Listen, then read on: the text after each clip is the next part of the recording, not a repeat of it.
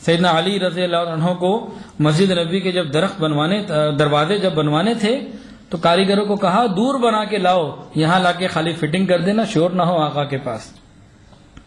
اور امی عائشہ صدیقہ رضی اللہ تعالی عنہ، آپ کے حجرے میں تو آپ مدفون ہیں، امی کے حجرے میں تو مدفون ہے نا، جب وہ دیکھتی کہ کوئی حجرے کے آس پاس مسجد کے اندر شور کر رہا ہے تو کسی کو بھیجتی اور پیغام دلواتی، دیکھو اللہ نے فرمایا لا ترفعوا اصواتکم فوق صوت النبی، کہ یہاں تم آوازیں بلند نہ کرو۔ خود قرآن میں اللہ فرماتے ہیں ان تحبط اعمالکم، تمہارے اعمال برباد کر دیں گے، تمہیں پتہ بھی نہیں چلے گا، وانتم لا تشعرون، تمہیں پتہ بھی نہیں چلے گا اگر تم نے یہاں آ کر بے ادبی کی۔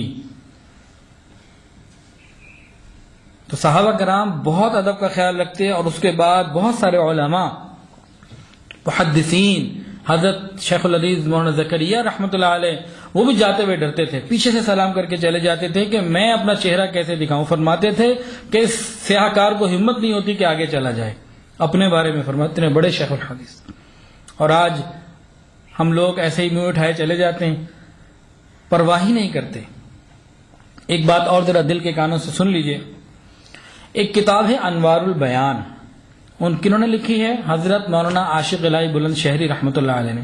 ان کے بیٹے ہیں مولانا عبداللہ برنی صاحب، مدینہ طیبہ میں مقیم ہیں، مدرسہ ہے، بخاری شریف بھی پڑھاتے ہیں۔ انہوں نے بتایا بنگلہ دیش کے ایک بزرگ ہیں روح الامین ان کا نام ہے، ان کو 88 دفعہ آقا کی خواب میں زیارت ہو چکی ہے، اس پائے کے وہ بزرگ ہیں۔ ابھی جب حج پہ وہ گئے تو نبی علیہ السلام کی زیارت ہوئی، اور نبی علیہ السلام نے فرمایا کہ مجھے میرے وہ امتی بہت تکلیف دیتے ہیں، میرے دل کو دکھی کر دیتے ہیں جو یہاں آ کر تصویریں کھینچتے ہیں۔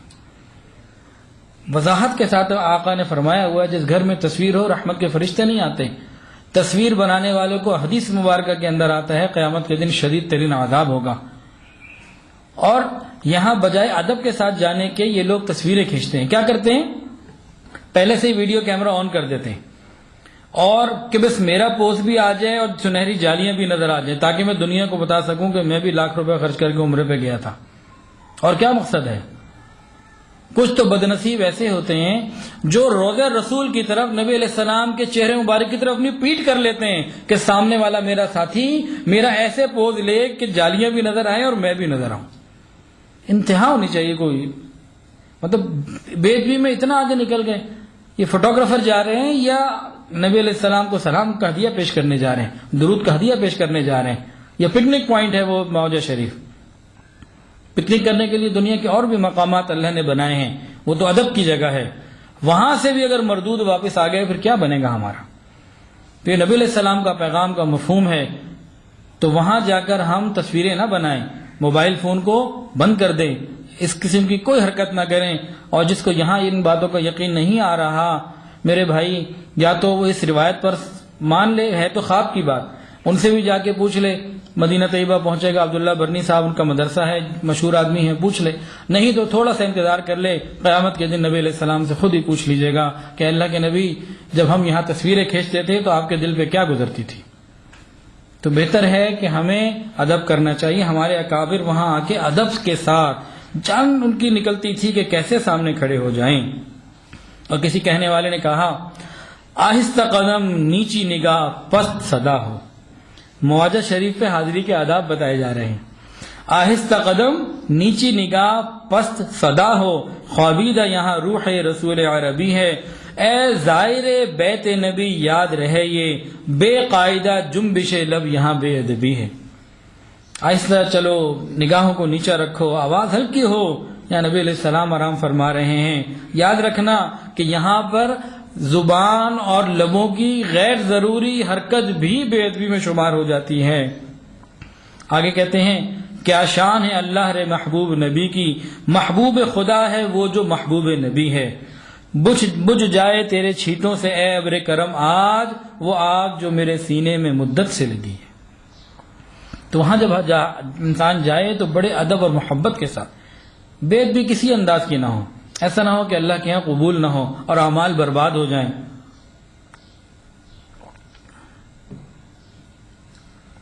اگر بتانا ہی ہے کہ ہم حج عمرہ کر کے آئے ہیں تو تصویر کی ضرورت ہے، حاجی کے اپنے نام کے ساتھ لکھوا دیں الحاج، کافی ہو جائے گا۔ بڑے لوگ لکھواتے ہیں حاجی صاحب، پتہ تو لگے نا حج کر کے آئے. بھائی محبت کے ساتھ کرنا ہے، نبی علیہ السلام کو ادب کے ساتھ وہاں سامنا کرنا ہے. اسی طرح ہمارے اکابر نے بتایا کہ مدینہ طیبہ جا کر کوئی انسان بے ادبی نہ کرے. پورے شہر میں جتنے دن رہے اپنے آپ کو سمجھے کہ یہ اللہ کی طرف سے مجھے پرائم ٹائم دیا گیا ہے.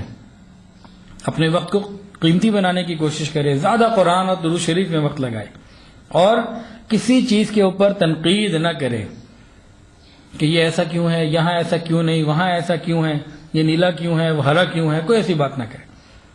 یہ تھوڑی بات ہے اللہ نے قبول کر لیا، حاضری کی توفیق عطا فرما دی. اس کی مثال حضرت جی نے دی.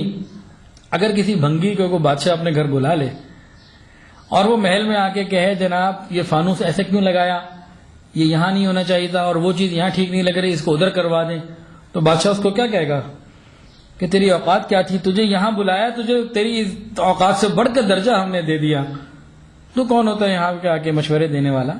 تو ہم وہاں جا کے کسی بھی چیز کے اوپر کریٹیسائز نہ کریں کہ ایسا کیوں ہو رہا ہے. حضرت جی دامت برکاتہم نے ایک واقعہ سنایا، مشہور واقعہ ہے کہ ایک آدمی مدینہ طیبہ کی گلیوں میں ناشتہ لینے نکلا، تو کچھ چیزیں خریدیں، تو دکاندار نے اس کو کہا کہ بھئی دیکھو دہی بھی لے لو. تو روانی میں ہی کہہ گیا بھئی مدینہ کی دہی کھٹی ہوتی ہے. ایک بات کر گئی، بات ختم ہو گئی. رات کو نبی علیہ السلام کی خواب میں زیارت ہوئی اور آقا نے فرمایا کہ تم کہتے ہو میرے مدینہ کی دہی کھٹی ہوتی ہے، نکل جاؤ یہاں سے، مدینہ سے چلے جاؤ یہاں سے. اب بڑا پریشان، بڑا تکلیف میں، کیا کروں؟ بہت روئے، دعائیں مانگے، علماء سے پوچھے، کہا بھئی واضح حکم ہے. بہرحال وہ حضرت حمزہ رضی اللہ عنہ کے قبر پہ گیا اور وہاں جا کے ایصال ثواب کرتا رہا اور اللہ سے دعائیں مانگتا رہا شہداء احد کے پاس جا کے، اور بڑا پریشان رہا، تڑپتا رہا. رات کو حمزہ رضی اللہ عنہ کی خواب میں زیارت ہوئی اور انہوں نے فرمایا کہ دیکھو تمہیں نبی علیہ السلام نے وضاحت سے کہا نکل جاؤ مدینہ سے، تو اگر ایمان کی سلامتی چاہتے ہو تو بات کو مانو اور یہاں سے چلے جاؤ. تو بھائی بہت ادب کا مقام ہے. روضہ رسول پہ بھی ادب، اور پورے شہر میں کسی کے اوپر کوئی تنقید نہیں کرنی ہے. اللہ تعالی ہمیں ہماری حفاظت فرمائے.